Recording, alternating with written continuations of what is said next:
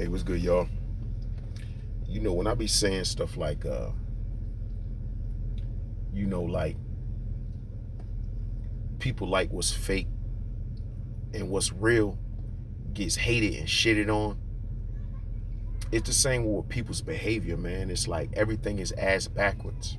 You know what I mean? I'm gonna give you an example. Like, it's a lot of stuff going on with Ryan Garcia and Devin Haney, or at least it's a lot of talks surrounding Ryan Garcia's possible mental issues. And what I find interesting about that is, you got somebody like Mike Tyson. He's still fighting. You know what I'm saying? Still got the luxury of fighting. People love him to death. There was a time when Mike Tyson was considered a diabolical individual. You know what I'm saying? He was considered, animalistic, vicious. You know what I'm saying? A rapist, all of that shit. You know what I mean?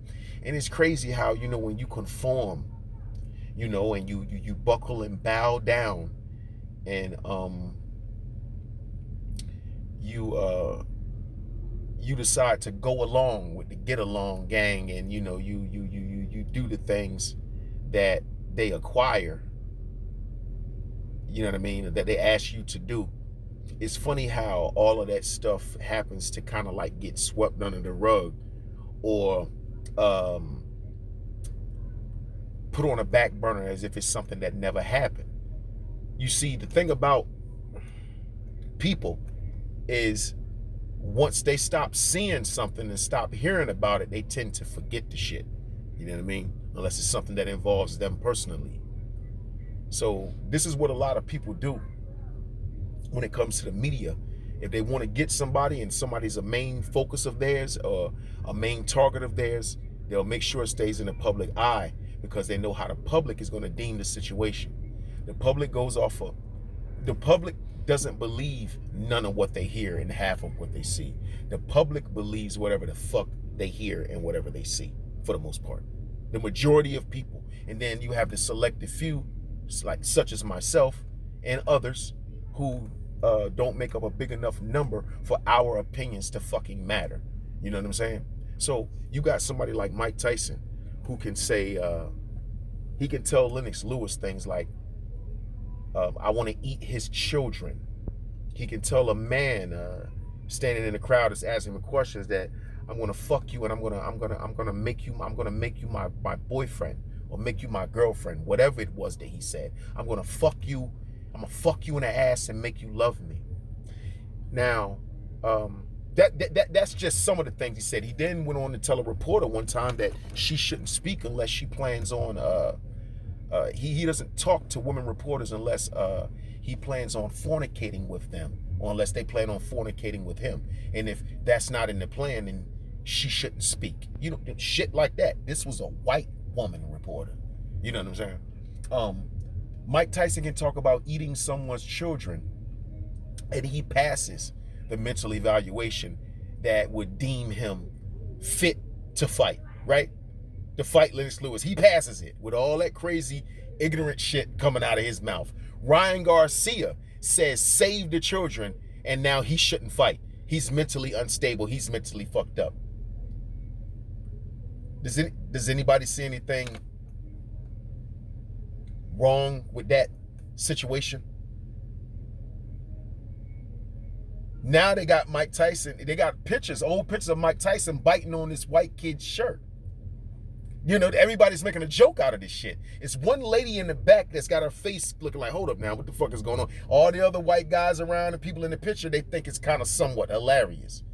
The child looks terrified. The little white boy looks terrified. So it's funny to eat children.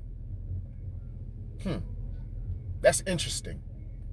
So it's okay to eat children now. It's okay to say that you're going to... See, I know why that's okay to certain individuals. But for the ones that don't know, that think everything is a damn joke, if you only knew how much truth there was in the joke, You wouldn't deal with people like Mike Tyson. You wouldn't deal with people who even joked about shit like that if you knew what really goes on behind the scenes and on these islands and shit. And with this sex trafficking, it's not just sex trafficking. It's a lot of other stuff they're doing. You got transvestites, what do you call them? I forgot the other term that they have for the confused ones who are born one way and they want to change themselves to the opposite sex. Well, these individuals who are men and want to become women,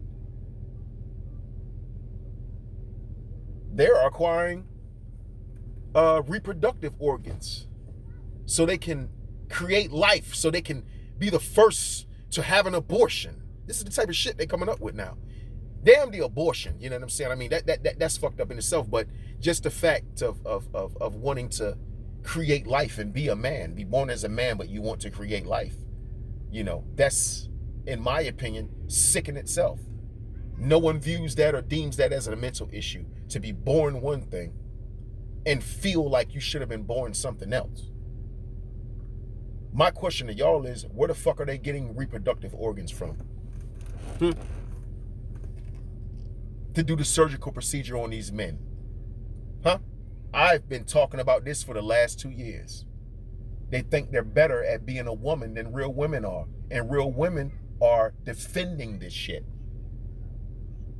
It's hitting the fan. Now see, when it really hit the fan, that's when these women who were defending these individuals are going to ask us, what are we doing about the situation? But when straight men was coming at this situation, you were attacking straight men. You were calling straight men gay, and why you worried about it for? And you know, what business is it of yours, and how is it affecting you? And la la la la la la la. Yeah, until your woman, your femininity, your how can I say it? Everything about you as far as what a woman brings to the table is going to be null and void, and it's going to be damn near obsolete, like black men are becoming somewhat obsolete. Could you imagine that? Could you imagine a man being able to do the same thing that a woman can do as far as creating life? Could you imagine that shit? Men getting cesarean sections. What's the need for a woman then? What's the value then of a woman? How do you use what you have as a woman to control a man then? How do you use what you have as a woman to get what you want then? You're going to have to come up with something different. See? When the shit hits the fan, that's when when women, period, will want to start taking things serious. That's when black men let it. No, we didn't. Y'all shitted on us. When we was coming at it, you shitted on us. You called us gay. You feel me? You called us suspect and what's the other word? Because you know, I don't know what it is, but especially black women, they have this thing with coming at a straight man's masculinity. They'll never attack an actual